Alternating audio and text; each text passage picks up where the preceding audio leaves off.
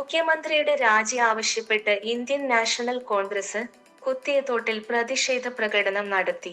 മാസപ്പടിക്കേസിൽ മുഖ്യമന്ത്രിയുടെ മകൾ വീണ വിജയനെ കേന്ദ്ര അന്വേഷണ സംഘം SFIO പ്രതി ചേർത്ത സാഹചര്യത്തിൽ പിണറായി വിജയൻ മുഖ്യമന്ത്രി പദവി ഒഴിയണമെന്നാവശ്യപ്പെട്ടുകൊണ്ട് കോടംതുരുത്തു ഈസ്റ്റ് മണ്ഡലം കോൺഗ്രസ് കമ്മിറ്റി കുത്തിയത്തോട് ടൗണിൽ പ്രതിഷേധ പ്രകടനവും സമ്മേളനവും നടത്തി.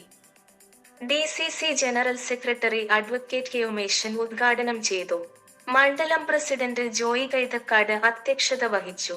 Block Congress committee president Azeez Payikkad, Kodamthuruthu panchayat president VG Jayakumar, UDF നിയോജക മണ്ഡലം കൺവീനർ CK രാജേന്ദ്രൻ, ബ്ലോക്ക് മണ്ഡലം കോൺഗ്രസ് കമ്മിറ്റി ഭാരവാഹികളായ MV Andappan, James Jacob, KA Mathew, S Venu, Sajil Payikkad, Radhakrishnan തുടങ്ങിയവർ സംസാരിച്ചു.